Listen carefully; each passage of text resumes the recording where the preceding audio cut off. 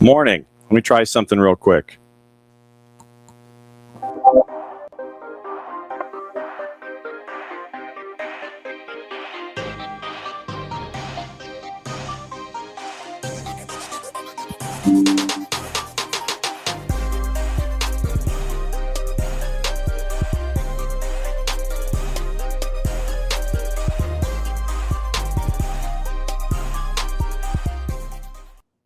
That was crazy. That has never happened before. Being on continuous loop in the open. Well, and we're either one of two things. We are either 7 minutes early or 28 minutes late, depending on what part of the planet you're on. John, hear you there from the Children's Healthcare Atlanta Training Ground, and it is SDH AM. And yeah, that was crazy. Literally, it was stuck in loop. And I have never had that happen before. That was just absolutely wild. So this morning, we're here till about...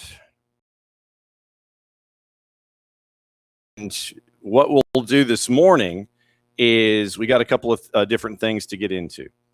And we've got to get into the twos because that's why we're here so early. Because at 10:30, it's the pregame show with Maddie and me. And it is Chicago Fire 2 coming in here this morning. Big matchup in the Eastern Conference and MLS Next Pro. So we've got that to get into.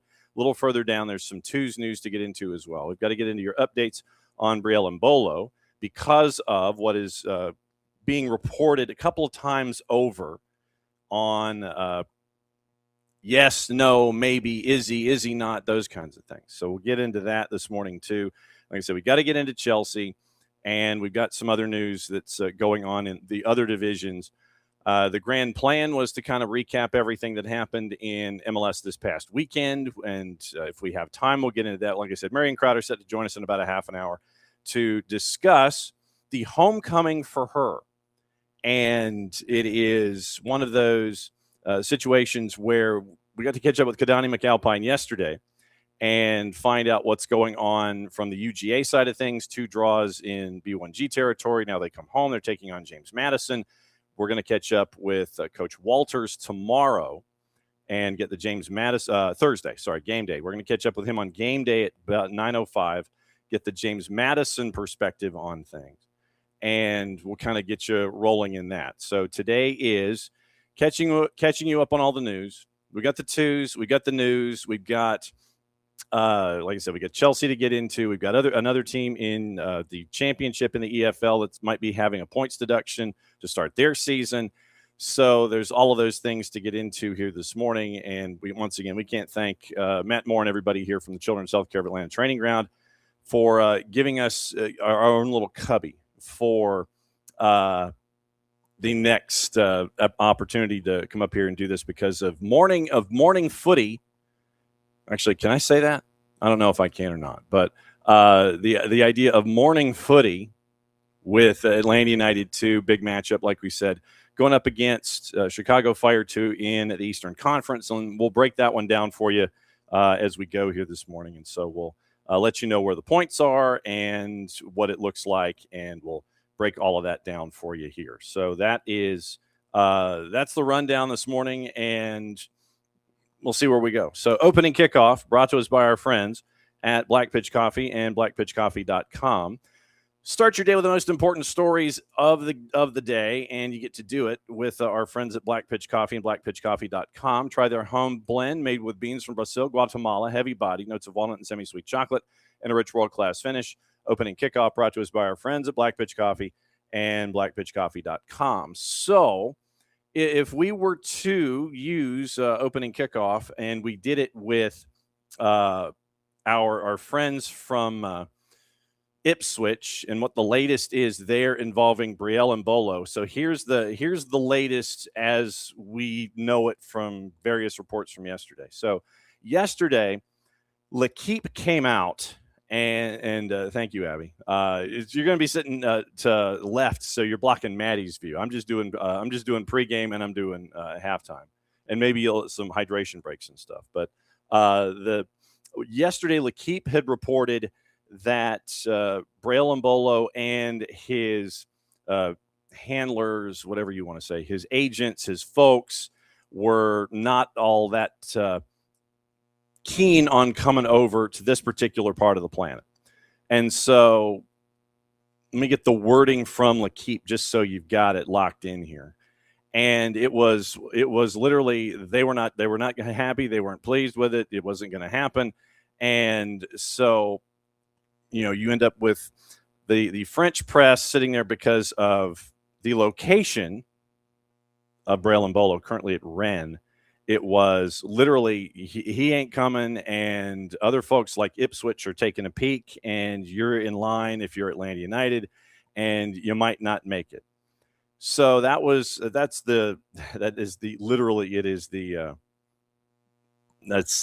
like the shortened version and kind of quoted and all that kind of stuff. But so yesterday, L'Equipe said not happening, that it was rejected. 17 million euro agreement with Rennes rejected, closing in on a move to Ipswich. And so this is literally your direct talks with Ipswich. Ipswich now leading the race to sign him. Negotiations underway as they work on finalizing terms. So that came out yesterday afternoon. Then this morning, we end up with news from Ipswich, the Ipswich papers themselves. And so the Ipswich papers, I feel like the Will Patton in Remember the Titans.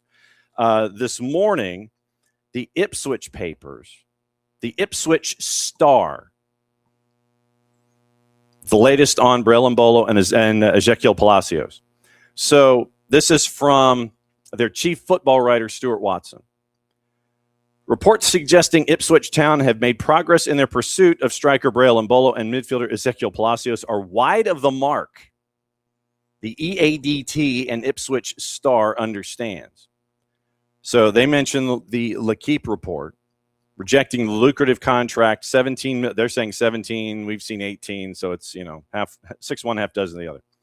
17 million euro bid, 14.5 million pounds had been accepted, and that Ipswich now appears to be the favorite in the position. So it rejected Atlanta United and the bid that had been accepted, so they reject it. Ipswich now appeared to be favorite in the position. That was L'Equipe yesterday. Today, this morning, Ipswich has it as, we understand the Ipswich Star. Ipswich have had no contact with Rennes or Mbolo over the last few days, and that the other striker options are currently being explored. Meanwhile, and then they go on, Fabrizio Romano reports on the 280, Ipswich have sent a new official bid to Bayer Leverkusen for Argentine international midfielder Ezequiel Palacios, and that the Blues are optimistic to close the deal in the next hours. Understanding that Ipswich still have not made a follow-up bid since their initial offer of 15 million euro was rebuffed by the German club. So as things stand, the Blues have been put off by Leverkusen's valuation of 35 million euro, 30 million pounds, and are exploring other center midfield options. Reported in Germany, Palacios has made a verbal transfer request, and after initial doubts, can now imagine a transfer to Ipswich Town. in preparation for life back in the Prem. They've signed 12 players for close to £150 million in transfer fees. Julio Enciso and Abdul Ouattara are arriving in a near £50 million double deal from Strasbourg yesterday. So Mark Ashton recently told the Ipswich Star the club's American owners had urged him to go right to the limit of financial fair play. 30 senior players on the books. 2 or 3 more potential incomings. The Blues could need to trim 7 or 8 players from their current squad to stay within Premier League's 25-man senior squad limit. And they start their season at home Saturday to Sunderland. So the Ipswich Star and the EADT says that the L'Equipe report is wrong. That they, meaning Ipswich Town, have not made any inroad on Ezequiel Palacios whatsoever. And so that's where we are. That's where we are kind of sort of right now when it comes to what you're looking at with Braille and Bolo. Bargaining chips, and Abby mentioned bargaining chips and things like that. That's what you do. If you're an agent worth your salt, that's what you do. You sit there and you play one side off of the other. But the deal is currently, once again, L'Equipe, the Ipswich Star newspaper is saying that L'Equipe is incorrect in their assessment of Braille Mbolo and Ipswich. So right now, you can take Atlanta United, put them back to the front of the line if you wish. You can put Ipswich here. You can put Atlanta United here. You can put Braille Mbolo in the middle and have your own little soccer Venn diagram. So that's where we are. Ipswich Star newspaper is refuting L'Equipe's report about Braille Mbolo and Ipswich. So that's where we are. So that's the latest, and so that's the latest involving Braille Mbolo and Atlanta United and anything else that is paired there. So that's the latest with that one, and that one was pretty much the larger element of what was going on. And since that happened this morning, you're like, yeah, we need to kind of pay attention to this. So keep an eye on the Ipswich Star newspaper, however you do so. Keep an eye on L'Equipe if you wish. But right now, it is the Ipswich Star saying not so fast with Ipswich and Braille Mbolo. There you go. That's your opening kickoff, brought to us by our friends at Black Pitch Coffee and blackpitchcoffee.com. As we are away from the Kaiser Permanente studios. Yes, it says Kaiser Permanente right there, but we're not in studio today. We'll be back in studio tomorrow. So Black Pitch Coffee and blackpitchcoffee.com. Try their home blend made with beans from Brazil, Guatemala, heavy body, notes of walnut, semi-sweet chocolate, and a rich world-class finish. Opening kickoff brought to us by our friends at Black Pitch Coffee and blackpitchcoffee.com. Now, while we are here at the Children's Healthcare of Atlanta Training Ground, and once again, big shout out to Matt Moore and everybody that has helped us out here. Hang on, let me get my morning caffeine. All right, so we're here for the twos, and it was a big piece of news yesterday, and one of the larger, no-brainers. Glad to see it, kind of movement that you were looking at. They signed Andrew Hardinas to a twos contract. And I know I need an unmarked cup. Andrew Hardinas was signed to a deal yesterday with Atlanta United 2, and he is the other part of the dynamic duo that is the two defensive midfielders for Atlanta United 2 with Adrian Gill and Andrew Hardinas. And so Hardinas is signed yesterday from the academy. And how do we know this? Because he has the photograph where he is smiling into the camera and he has the pen over the contract. So we know it's official. Signed through the 27-28 MLS Next Pro season, graduated from Atlanta United Academy, 14 appearances for the two so far in 2026.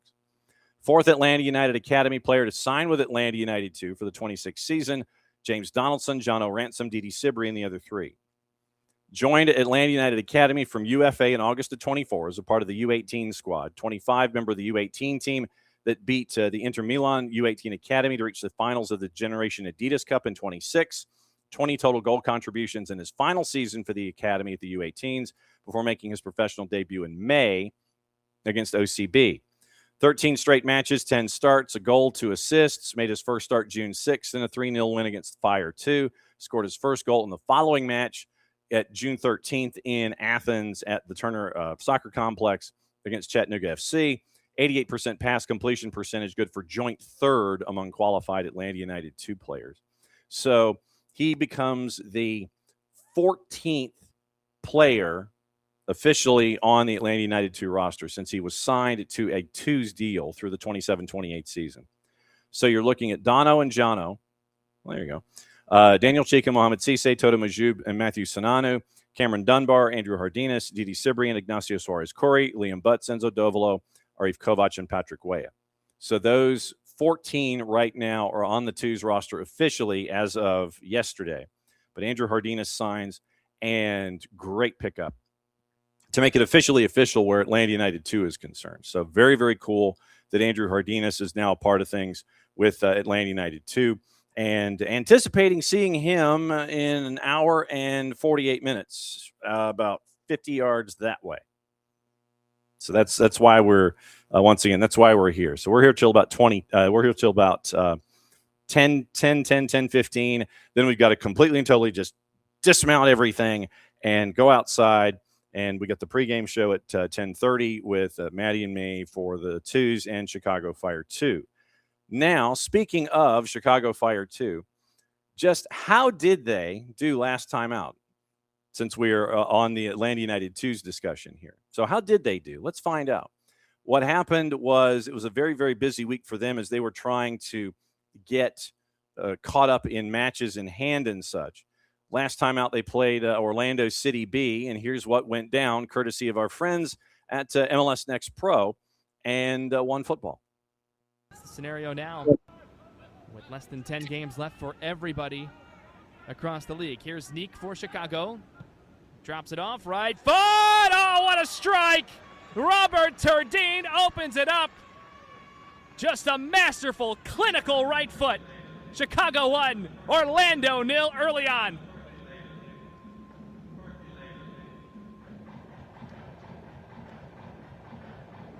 So Neek draws the bodies. Turdine is waiting. Left foot tap to right. And really, both sides looking to finish this one strong. That would mean 3 points for Chicago if they can get the job done. How about Villanueva in the run here? Oh, what a strike! Damian Villanueva. It was Robert Turdine in the first half with a spectacular strike. It's Villanueva here in the second. Bye-bye in Chicago. 4 clean sheets on the season for Chicago. This could be their 5th, and that is all. Chicago picks up a critical 3 points in the Eastern Conference table with a 2-0 win over Orlando City B here at SeatGeek on this Saturday afternoon. So that's how it finished up. Big win for Chicago Fire 2. They won 2-0 over OCB at home. Currently in the Eastern Conference, and this is how tight things are. Crown Legacy's at 48 points. They have a match in hand. Chattanooga's at 44. Then the fun begins. Revs 2 are at 42 points, 11 wins. A lot of teams, there are 5 teams in a row from 2 through 6 that have 11 wins. Chattanooga FC is at 44 points. They're in second with 11 wins. Revs 2 are third with 11 wins and 42 points. Their goal difference is better than Crew 2 by 3 goals. And so that's why Revs 2 are in third, Crew 2 are in fourth. Red Bulls 2 are in 38 points. They're in fifth at 23 matches played, so they have to wait for everybody else. They have 11 wins. Connecticut United continues their hot play. 11 wins, 37 points. They're in sixth. Fire 2 with that win over Orlando City B are at 36 points, 22 matches played. They're in seventh. Orlando City B has hopscotched Atlanta United 2 now. They're at 35 points in eighth place, 23 matches played, so they have to wait up. Atlanta right now, ninth at 34 points, 10 wins, 22 matches played, so they got, match in hand on a couple of folks, including Orlando City B, going into the morning. NYCFC is at 33 points. They're in 10th, but they've also only played 21 matches. So they have either one match in hand or 2. Philadelphia Union 2 is at 33 points. They are at 9 wins, 23 matches played, 11th. Huntsville City Football Club, 23 matches played, 8 wins, 32 points. Toronto FC 2 is at 30 points, 22 matches played, 8 wins, 13th place.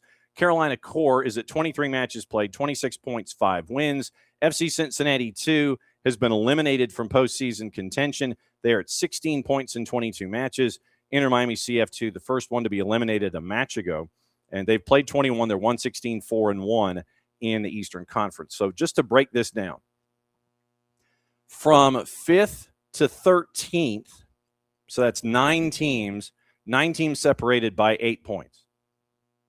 But if you tighten that up a little bit, then if you take out Toronto FC2, then you're looking at 5th through 12th, 8 teams separated by 6 points. To get into the playoffs right now, you have Orlando City B at 35, Huntsville City at 32. So you have 5 teams chasing after the last playoff spot separated by 3 points. That's where you are right now. To just get in, you get a good week together. If you have a match that you have to make up, you get a good week together. You could rocket up to as high as 5th in the table in the Eastern Conference. So that's where things are right now, where Atlanta United 2 is concerned. Outside looking in, big matchup against Chicago Fire 2 coming up in an hour and 42 minutes. And so if we get lineups at 10 o'clock, we'll let you know what they look like. And then once again, the pregame show is at on the SDH network, soccerdownhere.net.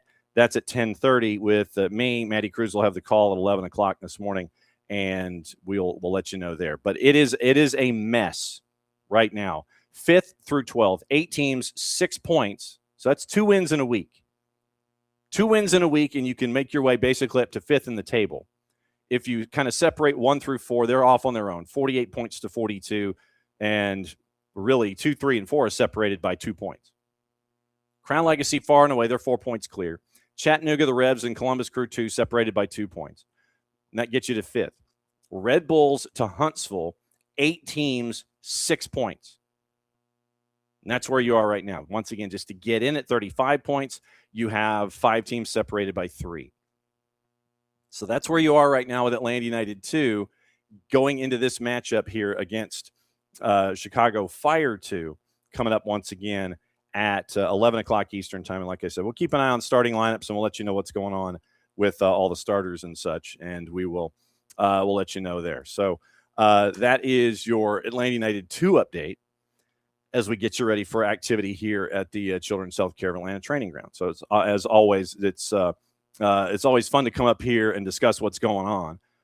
Let's see. So Jordan heading to MSP to see the Braves tomorrow in Atlanta United at Allianz, not connecting through St. Louis. Yeah, because St. Louis kind of has a mind of its own. So Jordan is making his way north, and it should be that's right. The Braves are playing Minnesota, I think. That's right.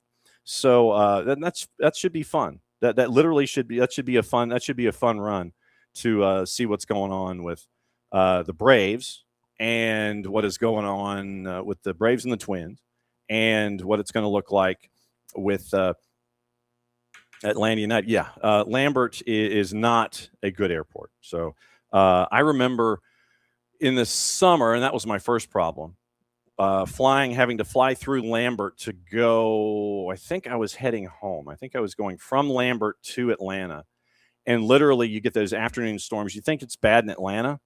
It was horrendous at Lambert, and you had people that were just stacked in the concourses, sitting on floors. They didn't have enough seats, and it literally was stack 'em, pack 'em, and rack 'em.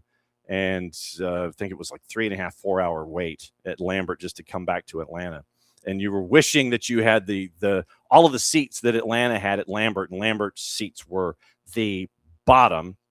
It was the floor. So that was the extra seating that they had on the floor at Lambert at the time. So if you don't need to go through Lambert, then don't go through Lambert. Just don't. A couple of other things to get into this morning. Obviously, like I said, we got to get into the Chelsea thing, and it may be starting now, waiting after Marion, and then, like I said, we're here till about 10:15.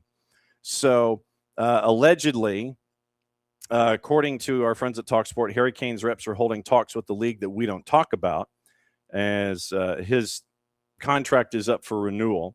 So allegedly, there have been conversations with Al Hilal So Kane is on their short list ahead of Victor Osimhen, who's also been linked with Arsenal and Spurs, and Villa's Ollie Watkins. So this is the idea to pry him away from Bayern Munich, led by the recently appointed sporting director, Simon Francis, former Bournemouth defender and technical director, set to agree to a new deal. Harry Kane is, and he remains committed to signing that new deal. He hasn't closed the door on a move to the Middle East before he hangs up his boots. Al Hilal have asked to be kept informed over his long-term plan. So I guess Al Hilal is getting discovery rights on Harry Kane, so to speak. Dibs on Harry Kane if you're Al Hilal. So you've got that story, and then also out of the championship, because of Sheffield United and their angst and everything, they could be facing a 12-point deduction, and they face the real prospect of entering administration amid claims from former owners United World that they are still owed £35 million. They were sold, meaning the Blades, to COH Sports Bidco for a fee of just over £100 million in December of 24, but they have been warned they face losing control of their side if they do not hand over the £35 million they allegedly still owe United World. Failure to fork out that money could result in the Yorkshire outfit being slapped with a 12-point penalty deduction if the current owners, Helmi El-Tuki and Stephen Rosen, are declared insolvent. Reported that there will be a winding up hearing, and you never want to hear about anything winding up. If you ever see that phrase when it comes to taxes or anything like that, if you hear about winding up petitions, that's not good. So you could see a winding up hearing taking place in a London business court tomorrow. United World has come out with a statement saying that they don't want to see Sheffield facing months of uncertainty following the winding up order being granted on 19 August. But in the absence of those two owners agreeing to pay what they owe, we have no alternative but to take all legal steps to protect our interest. Understand the EFL and the Independent Football Regulator are aware of the situation. Sheffield United have since commented on their disappointment in the statement made by Saudi Royal Prince Abdullah bin Mossad bin Abdulaziz bin Al Saud, insisting they are financially healthy. Sources close to the United ownership declared that they're disappointed Prince Abdullah is trying to hurt the club and its supporters with publicity stunts. So you have a statement, and a 12-point penalty deduction would leave them 14 points off the playoff spots. We're in week one, people. We're in week one, but no, it would be horrendous if Sheffield United got bitten by that. So we'll keep an eye on that and let you know what the latest is there. But it's not looking good. Let's put it that way. It is not looking good when it comes to anything and everything involving the ownership of Sheffield United. So we'll see what it looks like. All right. We'll get into Chelsea here, and we'll start here. And I think we might have to put a bookmark in it. Actually, tell you what, no, we'll push Chelsea because it's going to take a while to get into Chelsea. So let's do gossip, rumor, and innuendo, and then we'll get into everything else. What to watch, where to watch it, how to watch it. Libertadores and Sudamericana come back, and that is also coming up later tonight. So your gossip, rumor, and innuendo should get us to Marion Crowder. Okay, so Galatasaray have apparently offered Bruno Fernandes double his salary that Manchester United. And yes, that would be a trending rumor. According to The Telegraph, reportedly set to make a €50 million offer to sign him, would be willing to double his current salary if it's accepted. David Ornstein et al. At The Athletic report that the Red Devils are not looking to part ways with their club captain, responded by beginning negotiations over a new contract. Portuguese international turned down a very ambitious offer, in quotation marks, from Al Hilal last year. Later said he felt hurt by United wanting him to leave. Coventry City leading the race for Chelsea winger Mykhailo Mudryk. According to Team Talk, Mudryk has not played a competitive match since November 24, suspended for 4 years after failing a drug test, which revealed a low concentration of meldonium, a prohibited substance. Sky Blues keen to sign him on loan, strong candidate due to their attacking style of play under Frank Lampard. Mudryk, whose 23 transfer cost the club €70 million, still seen as a part of the long-term project at Stamford Bridge. Liverpool have reached an agreement over personal terms with PSG's Ibrahim Mbaye, according to RMC Sport.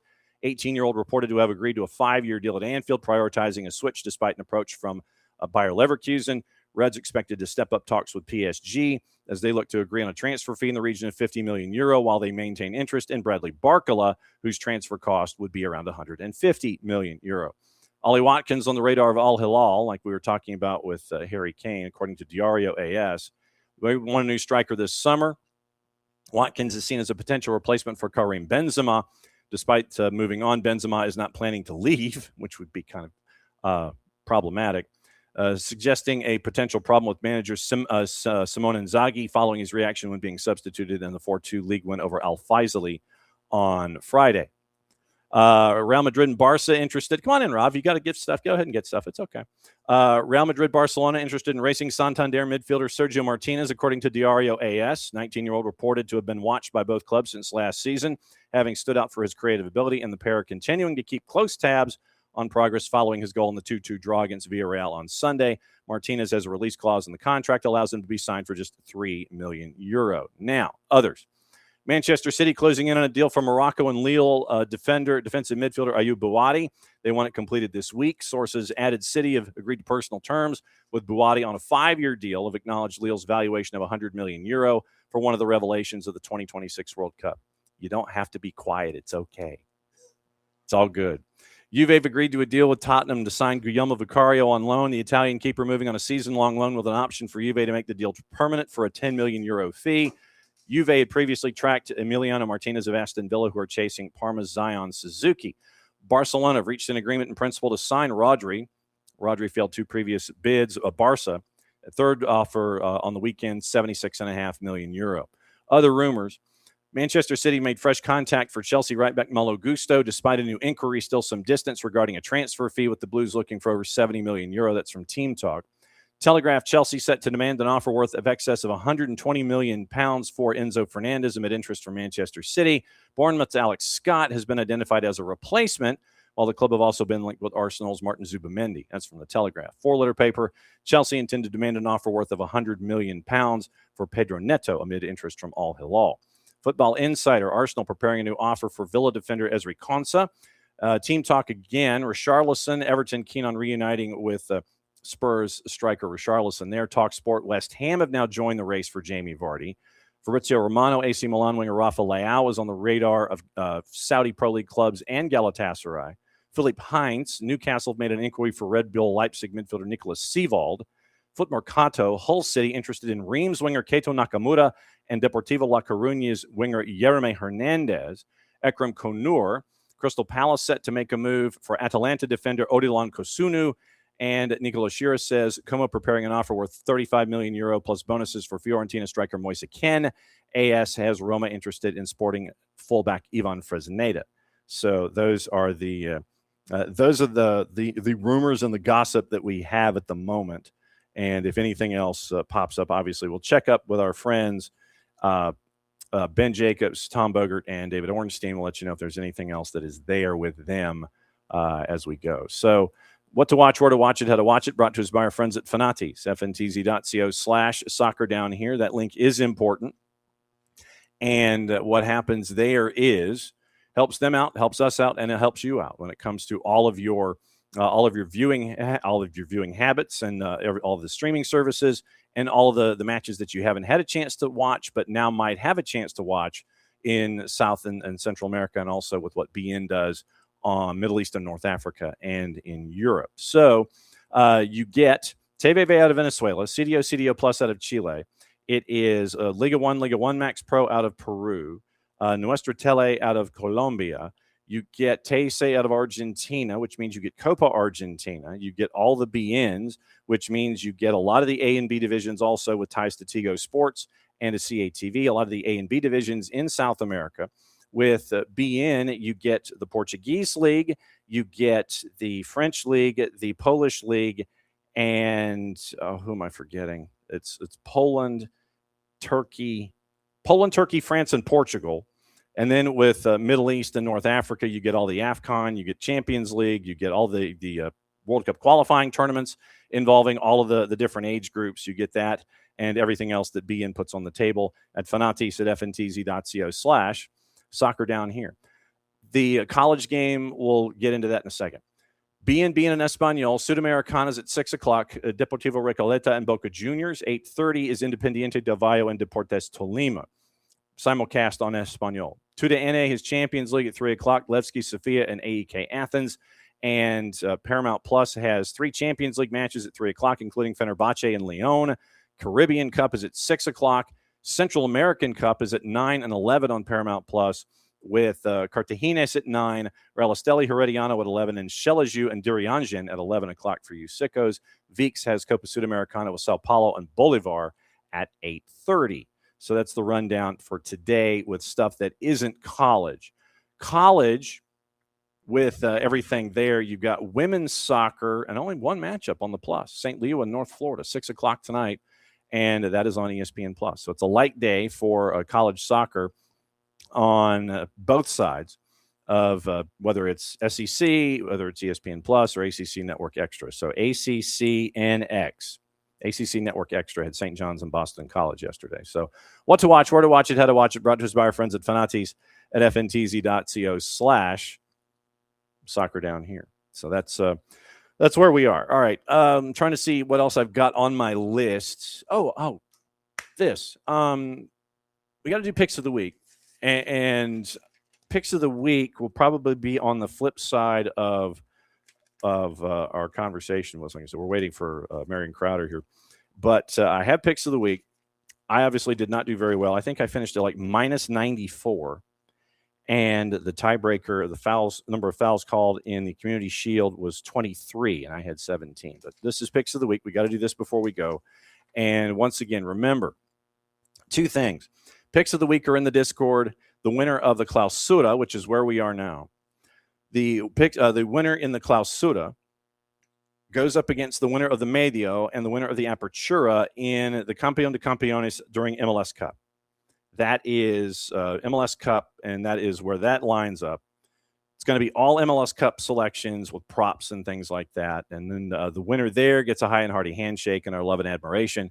And then we'll take a break before we go into the sprint season. That's when we'll pick things back up in 27. But right now, picks of the week are in the Discord. If you wish to go ahead and join that, there's a group of, I want to say 8 or 9 that are traditionally in picks of the week. And it is an opportunity for them to try and sit there and block other folks out, because I've yet to figure out the rule. I'm debating if somebody wins more than one of the legs here, one of the 3 legs, do they block out another individual, or does the second place finisher or the third place finisher, do they end up going into the Campeón de Campeones because someone else has already won once before? So I'm trying to figure out that rule. I'm trying to figure that one out myself, and I've got some time, obviously, to sit and think about it. But at the moment, I'm debating when it comes to if you have 2 champs and a champ repeats, does it just 2, and does it block out a third person from the Campeón de Campeones? So that's my big question. So that's my big question to myself, as we kind of, and I guess technically this is a halfway point considering we're here till about 10:15. So hydration break brought to us by our friends at local Vine Beer, Wine, and Liquor stores. 2 locations in the Atlanta area, and it is the one location is at Johns Creek. The other location is at Cumberland and Cobb Parkway. And so can't thank them enough for being great partners and friends with us here starting in 2026, and for all that they are helping us do here in the 2026 season and beyond. So thanks to our friends at local Vine Beer, Wine, and Liquor stores, 2 locations. You go in with a list, you're probably going to come out with a lot more. I don't buy alcohol for myself, obviously. But I am in danger if I'm in any one of those locations, and if we end up with like a party or something, it's a dangerous situation to wander in. It's like, well, I only need this, this, and this. And instead you look at that. Ooh, might need that. Ooh, I might need that. Ooh, I might need that. So it's an interesting dynamic as we sit here and try and figure out, okay, is this really what we're doing? Are you only getting this much? Are you only getting this much? No, I'm going to end up getting a lot more, but that's just kind of how this goes. So, yeah, if you go in only thinking that you're going to get a little bit, you're going to walk away with a boatload more. So that's that's kind of how things are with our friends at local Vine Beer, Wine, and Liquor stores. So hydrate.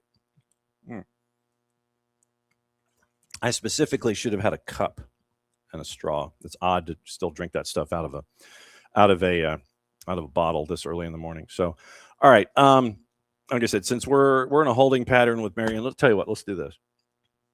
Let's get into the Chelsea situation, and let's break it all down.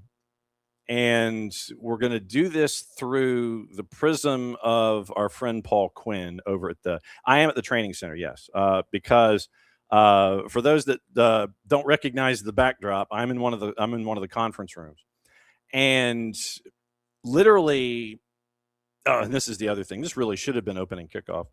I have found out that there is a difference in leaving the house at 7:30 in the morning to come here, and then leaving the house at 7:40 in the morning to come here. 7:30, I'm out the door. I could kind of avoid most of the stuff on the top end because I'm coming from Decatur and I'm coming all the way over here to Marietta. And 7:30, it usually takes me about a half hour to get from point A to point B.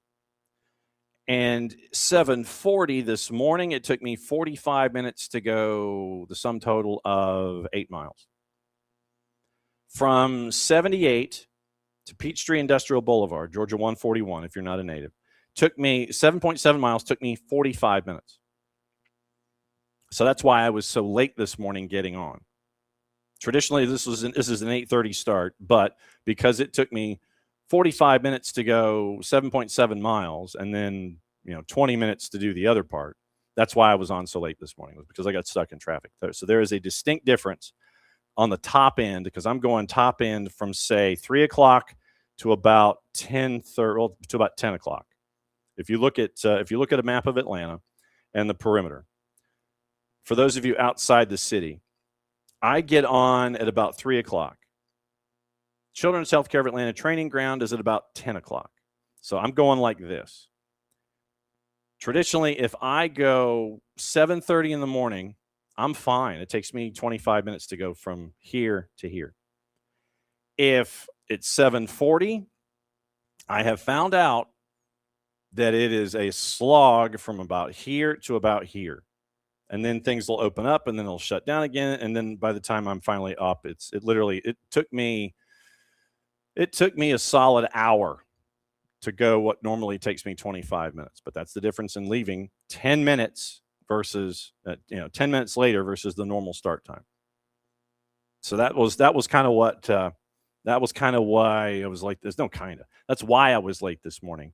Instead of being on here at 8:30, got on here at like 8:55 because of traffic. So I blame traffic. No, Saturday was not a good travel day downtown, especially with everything going on with 285 and them shutting it down from basically like 10 o'clock to 10 o'clock to 9 o'clock or 11 o'clock to 9 o'clock as you look at the perimeter. But yeah, it was just stupid. Yeah, so it literally added 25 minutes to the travel time this morning to get here to do the show and have everything lay out the way that it did. So it sucked.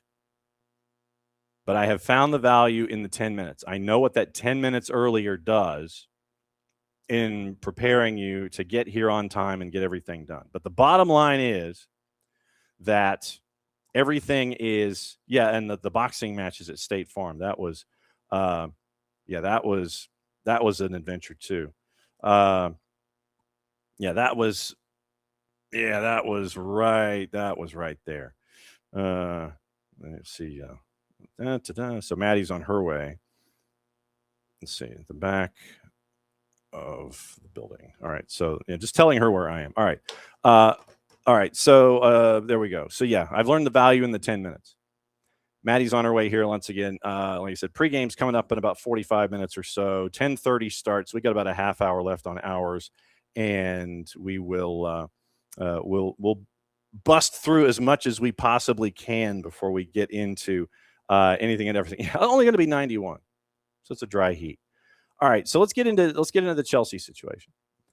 And one of the places that I recommend, just that you have bookmarked, is what Paul Quinn does at the ESK. And he does a lot of great work when it comes to the financials and what it means and anything and all of the financials that work in European football circles.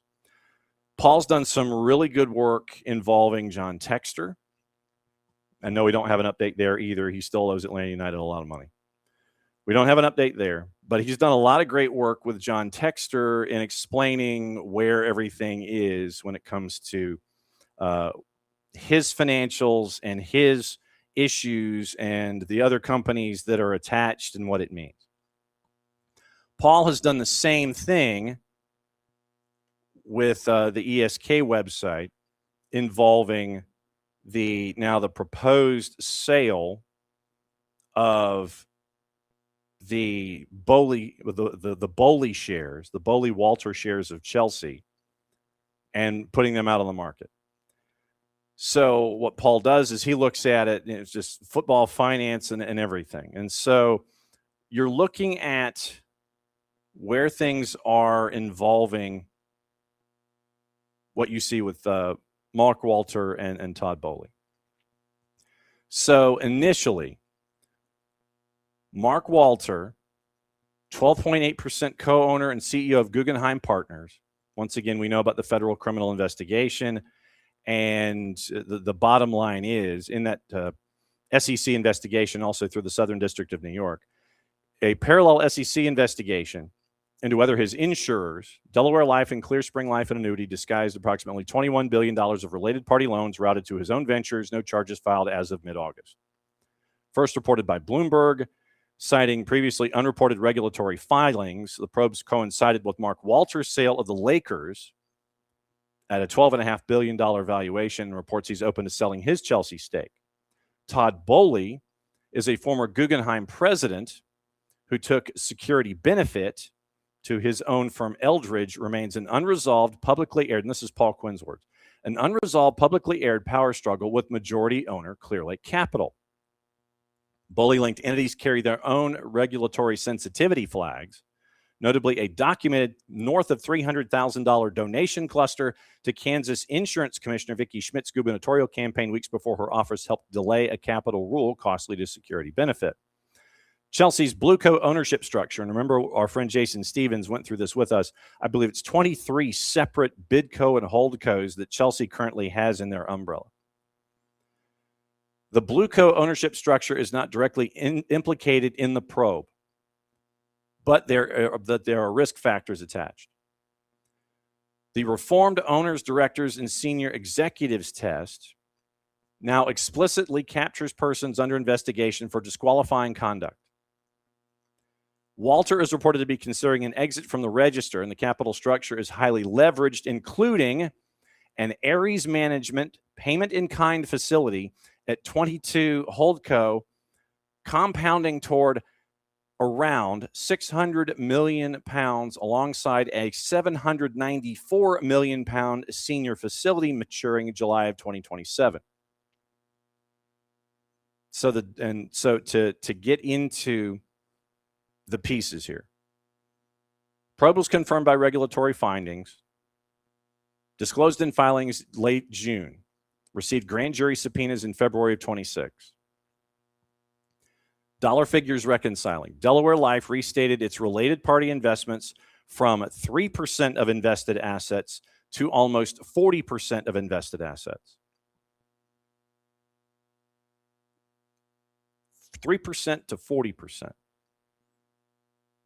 Fitch's Jamie Tucker said related party loans now equal 40% of Delaware Life's invested assets as of the end of the calendar year last year, the most of any North American life insurer that Fitch reviews. The widely cited 16 billion pound figure is the incremental Delaware Life addition. Bloomberg in August, 12 days ago, reported investigators are trying to determine whether Hudson-related entities were used as cutouts, allowing the insurers to report that loans went to third parties when the money actually went back to Walter Ventures. Wall Street Journal, 2 days ago, reported investigators narrowed their focus to Miami-based ABS Capital investment firm Amistad Financial, Commercial real estate broker Bradford Allen and Hudson Trading. Mark Walter is deleveraging under pressure, selling the Lakers to a group with Josh Kushner, Thrive Capital, and Bob Iger at a valuation of $12.5 billion. About 14 months after agreeing to buy at 10, TWG Global has approached investors, including Steve Cohen, who declined, to raise cash to pay down or restructure the insurer loans at one point, offering double-digit yields and dangling Walter's Guggenheim equity stake as collateral. Boley wants to buy out Clear Lake. Clear Lake refuses to sell. Clear Lake owns 61.5% of Chelsea. Refuses to sell and is instead open to buying him out. Matching rights and blocking options are binding both sides. Walter's possible exit adds a new variable. And so now you also have Federal Insurance Office, Senate Banking Committee, international regulators all have escalated scrutiny of these private equity-owned insurers, reinsurance, and then heavy balance sheets through 25 and 26. So then you get into all of the current business activities. You have Guggenheim Investments, TWG Global, which is Walter's holding company, the Lakers, and the Lakers have turned into their own mess because the 5 of the 6 kids have agreed to sell their stake. Jeannie Buss apparently has come out publicly and said, no, I didn't agree to this.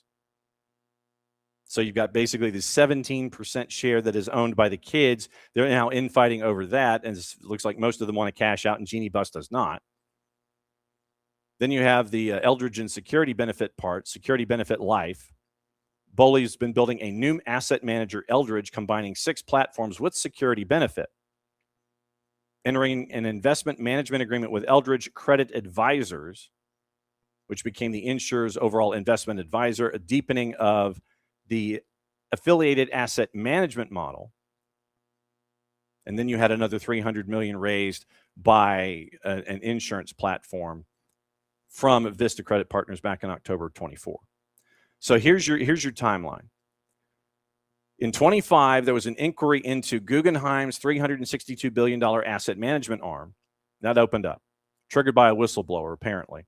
Part of it concerned representations Guggenheim made to outside parties about their revenue. Back in September of last year, FBI executed at least one search warrant, seizing a mobile phone and some reports a laptop from Mark Walter, reportedly aboard his private plane at a Chicago airport, February this year. Delaware Life and Clear Spring receiving the grand jury subpoenas in the Southern District of New York. The SEC is investigating in parallel. June 26, subpoenas were disclosed in statutory filings. Related party investments restated as corrections of errors. Remember where we're talking about the 3% to 40%? That's where that was refiled. Executives tell Fitch they were unaware the loans were going to an affiliated company. July 20, Bloomberg broke the story publicly. August the 6th, Bloomberg continued to examine. August the 12th, the Lakers' sale was announced with the Kushner-Iger Group at a $12.5 billion valuation. Then the Wall Street Journal 2 days ago had the intermediaries in the focus of their reporting then too. So you have all of the capital raising now under pressure. You have all these ratings actions attached to insurance companies. Then it is all of the concerns about regulatory capture, litigation, security, and now the Chelsea part. Clear Lake Capital owns 61.5% of Chelsea. They don't want to sell. They want to buy Boley out. Todd Boley has just under 13%. He wants to buy out Clear Lake. Mark Walter, 12.7, 12.8%. He's reported an interest in selling, according to the Wall Street Journal. No buyer or agreement has been confirmed. And Hans-Jörg Wyss is a passive minority at just under 13%. Since Clear Lake owns 61.5%, if Mark Walter goes, that's cool. That's cool to them because they're still at 61.5%. Boley and Clear Lake are at odds with each other. Remember, Bedat Iqbali is on the majority side, the Clear Lake co-founder. They've been public since 24. Remains professional, however, it has been cooled. Clear Lake section says it is insisting on long-term stability. The new owners and directors test now holds a section in there about disqualifying events. is that part of this as well. There are some folks that sit there and say in Delaware, Mark Walter, there could be a scenario where Mark Walter could be up on criminal charges in Delaware as a Delaware corp. Active U.S. investigations do not automatically disqualify Walter. No public indication the league or a regulator has acted.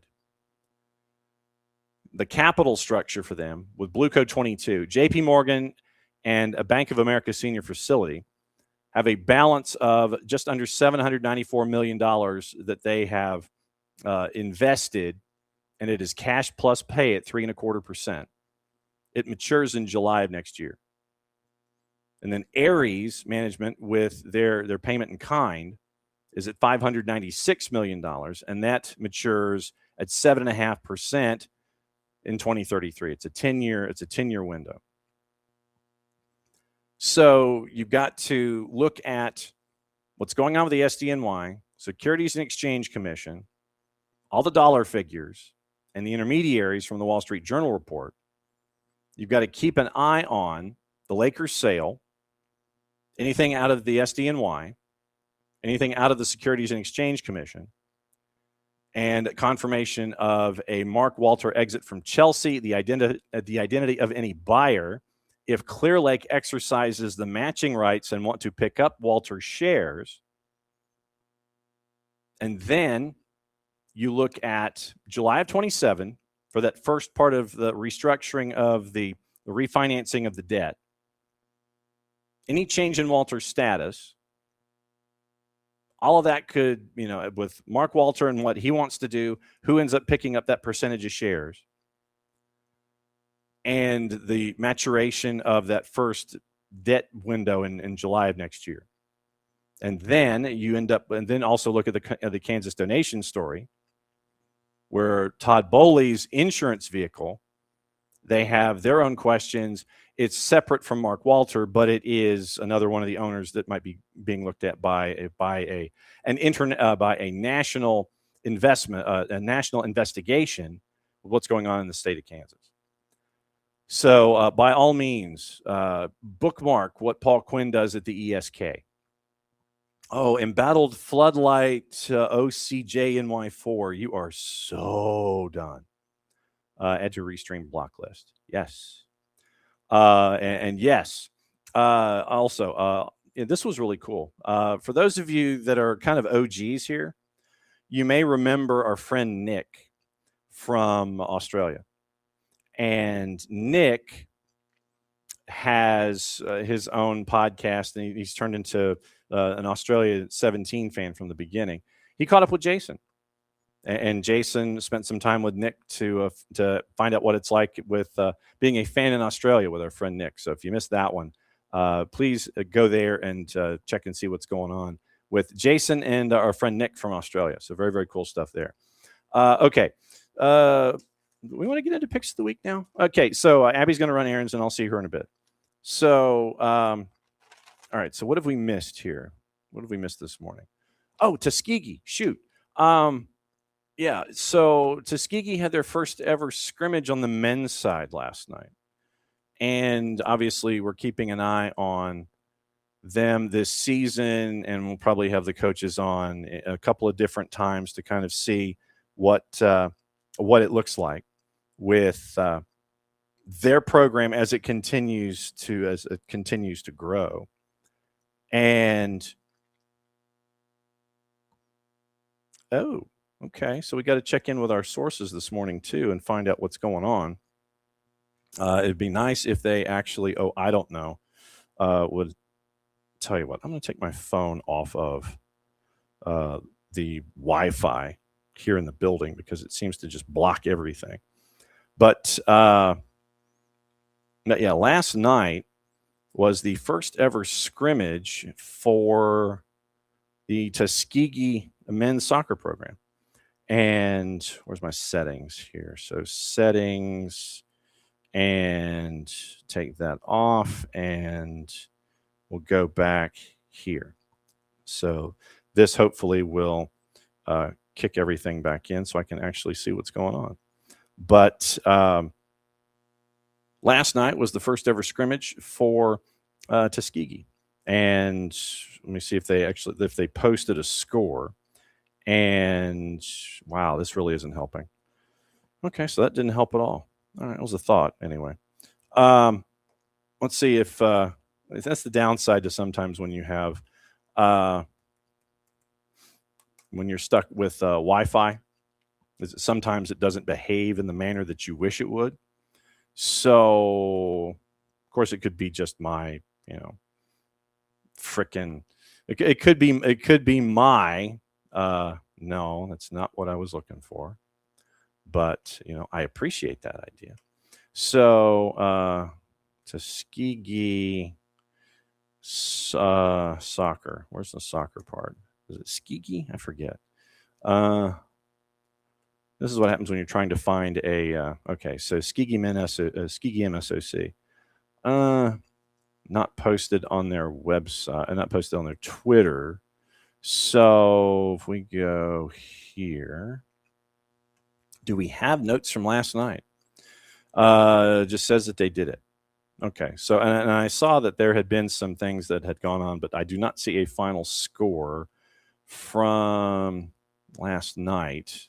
It was a scrimmage against Enterprise State, and so I don't know if they would post any kind of update from there or any kind of a story about it, but I have yet to see anything that is laid out. So Enterprise State. So what happened? So did Enterprise State maybe post a final score?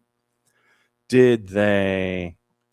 Let's see. So they did not post a score, but okay. So we know it at least existed. So it was Enterprise State, the Boll Weevils of Enterprise State, taking on Tuskegee last night, and so they had their first ever scrimmage. So it was a good day. It was a good day for them as the growth of their program continues. So very, very cool stuff. In addition to all of that, we did need to get into there you go. Oh, yeah, there you go, Kefsey. The Peachtree Post scarf. Very, very cool. Morning local. And so let's see. Kefsey, little off Saturday, generally gates open late, concession, credit info, confusing, etc. Peachtree Post, yes, got to appear on the stadium. We do have some news out of our sources that we keep an eye on. That's the other thing I forgot to do is to catch up with our other sources. It looks like the Philadelphia Union are finalizing a deal to bring Mark McKenzie from Toulouse, according to sources. So fees around $2.5 million. McKenzie's going to be a DP. Toulouse made clear there was no summer departure, so the move for January was agreed. So McKenzie is going to return to his boyhood club, and that is going to be in January. So Mark McKenzie coming from Toulouse in January. So that's the latest news out of that. Proposed expected salary cap changes, according to Bogert, coming in the future. Depending on the contract for McKenzie and Wagner, possible the union will still have a ton of flexibility. So whether it means McKenzie and Wagner remain DPs or not, new rules should be beneficial for this team in particular. And Colton Swan, we mentioned that one yesterday. Hibs are still finalizing the deal on Colton Swan for the Charleston Battery. But, yeah, biggest news coming out within the last half hour, Mark McKenzie from Toulouse. That's going to happen in January. So let's take our other dudes and our other sources. Ben Jacobs this morning. Udinese made a hijack approach to sign Jovan Milosevic. Braga have an €8 million agreement in place with Stuttgart, terms on a 5-year deal. And Milosevic due in Portugal today to formalize the move. Udinese have now matched the offer. Nicholas Füllkrug has joined Werder Bremen on a season-long loan from West Ham. Diego Simeone confirms Julian Alvarez is not expected to feature in Atletico Madrid's league opener against Malaga, but reiterates the club don't plan on selling the striker. Quote, Miguel Angel is the owner. There's no one more decisive than the owner of the club. That's perfectly clear. It's like when a judge hands down a sentence, there is no case to be heard. What he said is perfectly clear. From a sporting point of view, we want to take care of the person and the player so that he continues to uphold the reputation he has. We don't see him playing in this match. I hope that in these 4 days he'll be closer to where we want him to be.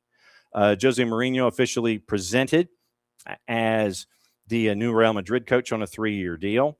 Zian Fleming from Burnley, drawing interest from Everton, plus Italian, French, and Dutch clubs. Burnley want to hang on to him. Newcastle have confirmed fullback Amar Dedic has joined from Benfica on a 5-year deal. Fee is £29.5 million. He is smiling into the camera. He has a pen poised over the contract or something akin to a contract and a piece of paper, and he seems to be smiling, so it's apparently official. Abha SC has confirmed Michy Batshuayi has joined after leaving Frankfurt, heading over to Saudi Arabia. And let's see. West Ham now closing in on a deal for Joel Pirro on loan with a conditional obligation following talks yesterday. The obligation will be conditional on West Ham getting promotion. Coventry City confirmed Taiwo Awoniyi has joined from Nottingham Forest. Very, very casual photo of Taiwo wearing the jersey and just kind of kicking back in sneakers. West Brom in talks with Manchester United over Toby Collier, according to Daniel Kahn and Lyle Thomas from Sky.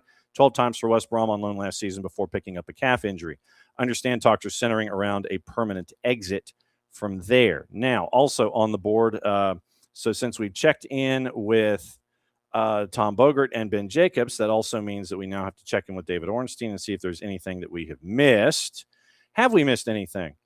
No, because everything's over a day old with David Ornstein, so we're good there. Okay. Like I said, we're going to be here till about 10:15, and then we get to race outside and do your pregame for Atlanta United 2 and Chicago Fire 2. Matty Cruz is now officially in the house, and we know that we are that much closer to getting on with the twos. Do we have lineups yet? We don't have any lineups. Yeah, that's live. I don't care. Just yeah. Okay, so not that she's aware of with lineups yet. Nothing posted to the Twitters. So, okay. We do have lineups. Okay. Yeah, go for it. So here, hang on. You're going to see my head and Maddie's, and you're going to hear Maddie's voice. So. Oh gosh. Okay. Yeah. I'm not going to have it on. I'm just going to keep the mic here. All right. We got your captain in goal, Jonathan Ransom, Mohamed Cisse. We have Daniel Chica, Matthew Sananu, Dominic Chonkwi, Andrew Jardines, just recently signed to a twos deal for the 2027-2028 season. Enzo Dovolo, Didi Cibrian, Santiago Pita, Cameron Dunbar, and Arif Kovac. So fairly first choice. Right on. All right. So anything from the bench that any bench folks that what's the bench like today? Bench. Yeah, bench. Bench is looking like James Donaldson. Dono. Yeah. Okay. Okay. Right. Yep. Yep. And John Quan. Well, there you go, John. See, there you go. Well, and now that we got Jono and Dono in net. Oh gosh. Oh, of course. Yeah, we got Jono and Dono now. That's crazy work. So, and we got to keep an eye out also. We just got word that U20 head coach Vicky Jepson is going to be able to speak to the media tomorrow at 3:30 to discuss the roster for the U20 Women's World Cup. So we got that notification from our friends at U.S. Soccer as well. Sporting Kansas City has acquired forward Andre Luiz in a club record transfer from Olympiacos. Whether he'll be available for the matchup against Atlanta, we'll find out. 24-year-old Andre Luiz, club record transfer from Olympiacos. The club has announced, obviously, within the last 5 minutes. Joins as a DP, 5-year deal through the 2030-2031 season. Is going to occupy an international roster spot pending receipt of his P1 visa and his international transfer certificate. What? That's fine. Yeah, sure. Why not? I'll bring the rest with me. All right, I'll see you in about 15 minutes.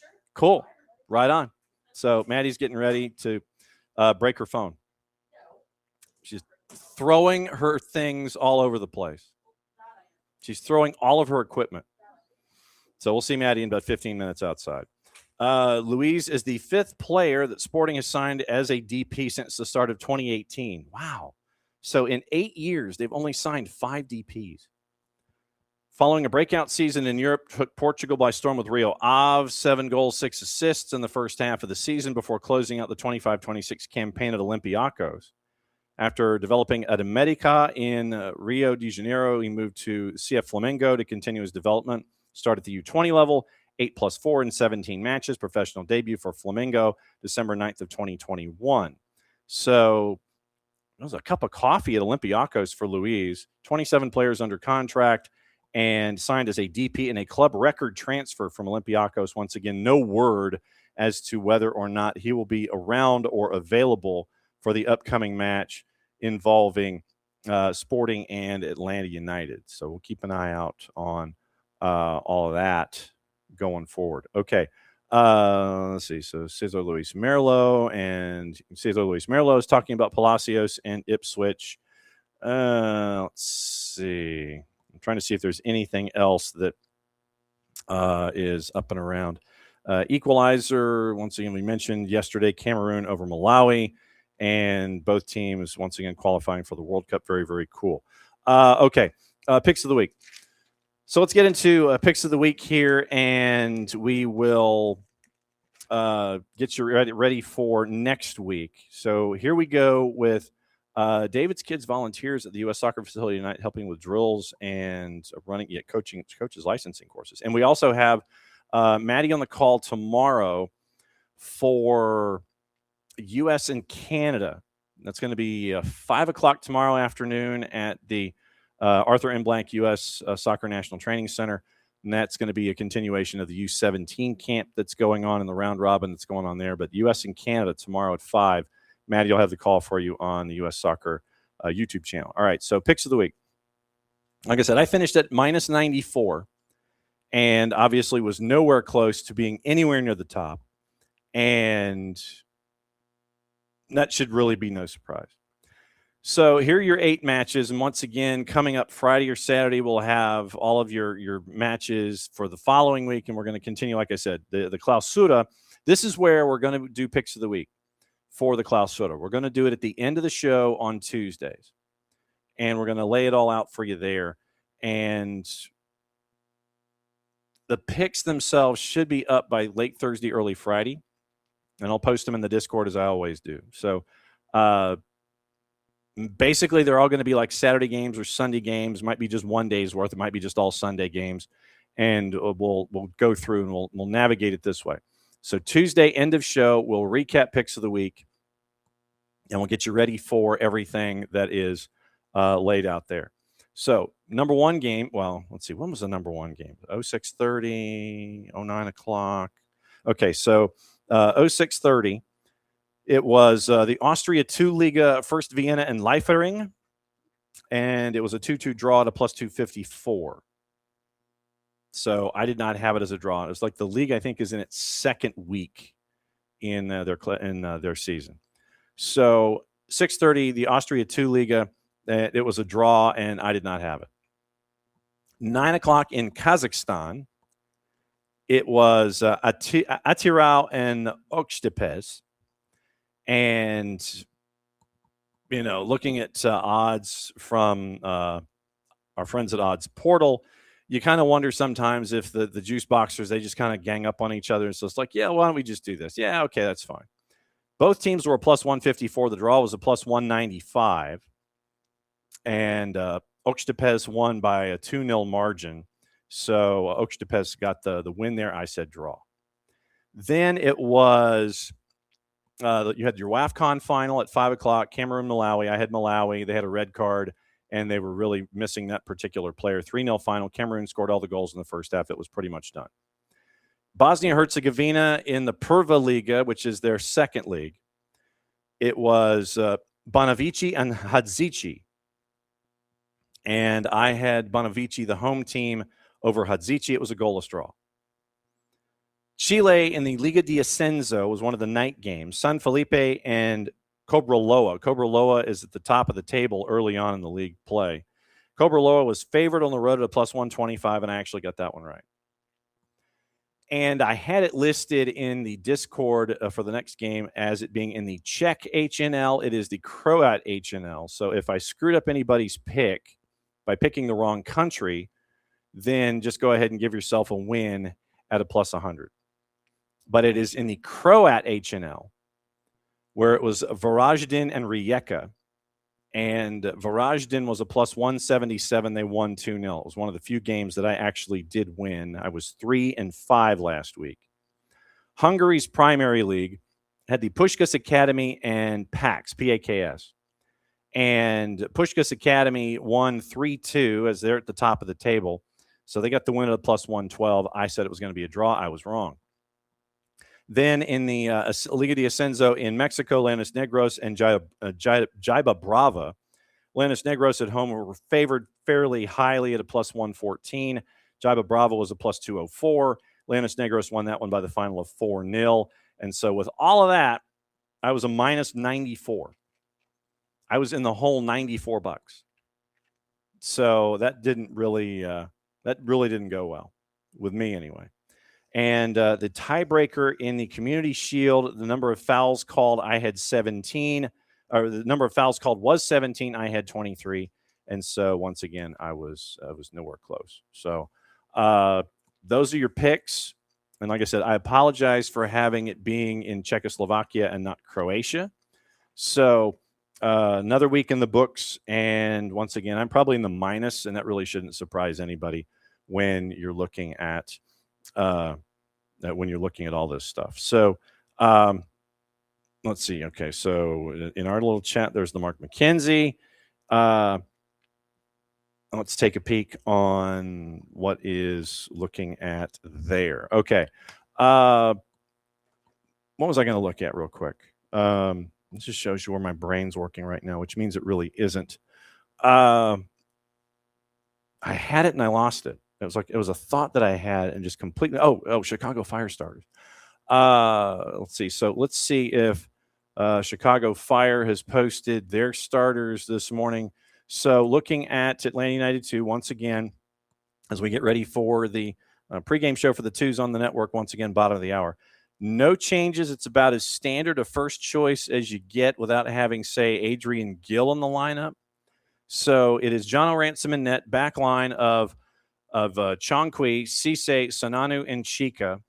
Hardinas and Didi Cibrian getting the start in the 4-2-3-1. Your attacking midfielders are from left to right, Cameron Dunbar, Santi Pita, Enzo Dovolo, and Arif Kovac is up top. Your subs are James Donaldson, Seif Akiesi, Toto Majub, Demola Brown, Patrick Weah, Amir Henry, Ignacio Suarez Curry, and Josh Kwan. So that's what it looks like for Atlanta United 2, top of the hour, going up against Chicago Fire 2. And let's see, like I said, let's see if Chicago Fire have posted their starting lineups here. Have they? Pinned, and no, they have not posted anything in 3 days. So that is that's the rundown involving Chicago Fire 2 and Atlanta United 2. So obviously we'll catch back up with Marion Crowder. Might have her, just catch up with her before the game on game day there in Athens, and we'll let you know what's going on with everything there. News from Atlanta United. They're kicking off their 10th anniversary celebration. Legacy ticket pricing and supporter section savings. 25 game bundles featuring throwback 2017 prices for 2027 sprint season and flat pricing for the groundbreaking 27-28 campaign. So you have the bundle membership and the sprint membership. Bundle membership, 2-season, 25-match plan, legacy pricing for games in the 27 season. And it is 2017 prices. Legacy pricing, specifically designed to honor season ticket members as they get to the 10th anniversary of the club. Tickets for all 7 home matches during the sprint season at 2017 prices. Flat pricing for the 18 home contests in the summer to spring 27-28 season. History-themed ticket initiatives, adjusting supporter section season pricing to be among the most affordable in MLS, as a new $17 per match general admission season ticket prices in the bundle membership is going to honor the 17s. So, and then the quote from Mauricio Culebro. So, very, very cool stuff there. So, legacy ticket pricing for the 10th anniversary season coming up. But the bundle membership, 2-season, 25 matches, legacy pricing for games during the sprint season. So, literally, you get 2017's prices in the sprint season if you sign up for 2017's, for 2027's sprint season and the 27-28 fall. So that's the cool stuff there. So we're waiting for starting lineups from our friends at Chicago Fire 2. And when that happens, we'll obviously let you know. But coming up in about 15 minutes, it's going to be the pregame show with Maddie and me. And Maddie will have the call with Fire 2 and with Atlanta United 2 here on the network. So go to soccerdownhere.net/listen. And that'll be Maddie on the call, me on the pregame coming up in about 14 minutes. So when I hang up here, I'm going to sprint outside, plug everything in, and we're going to be off and running, and we'll let you know what's going on there. So that is another round of SDH AM from the Children's Healthcare of Atlanta Training Ground. Tomorrow morning, we will recap everything involving the twos and everything that happened during the day. Dylan Butler set to join us as well tomorrow at 10 o'clock. And I know I'm forgetting somebody that is a part of I'm forgetting somebody that's a part of our lineup tomorrow, and it's going to bug me that I can't remember who it is. But Dylan Butler is going to be the anchor at 10 o'clock and all that kind of stuff there. So keep an eye on Braille and Bolo. Keep an eye on all the transfers. Keep an eye on all the stuff. And we'll be back at it again tomorrow. And what happened here? Okay, so and once again, this time of year, check your sources, because literally in our conversations offline, it looks like so keep an eye on Morata. That's all I'm going to say, because sourcing low number of subscribers and followers, the Alvaro Morata conversation has popped back up again. So keep an eye on Embolo, keep an eye on Alvaro Morata, and we'll see what happens. Back at it again in about 12 minutes. Pre-game show, soccerdownhere.net/listen for Atlanta United 2 and Chicago Fire 2 from about 50 yards that way. Maddie will have the call. I'll have your pregame, and we'll go from there. And we will figure it all out. We'll see what happens. Big matchup in the Eastern Conference when it comes to Atlanta United and Atlanta United 2 and Chicago Fire 2. Morning, Kefsi. Morning, David. Morning, Alex. Morning, Abby. Morning, Lokeville. Morning, Jordan. Safe flights up north, please. And I think that's everybody from the chat and the Twitch pitch. But thanks to all of you guys for listening and watching as well. Back at it again in 11 minutes. Back out there for Atlanta United 2 and Chicago Fire 2. And then back here again, 9:05 tomorrow morning for, not here, but here in this space from the Kaiser Permanente studios. We're back there tomorrow morning, and we'll break it all down for you here in the midweek on a Wall Pass Wednesday. So for everybody here, to all of you there, thanks for dropping by for another go-round of SDH AM. See you for the pregame show coming up just around the corner. Mucho Platiel played safe. It's the end of the show. That means I get to do this. See you in a bit.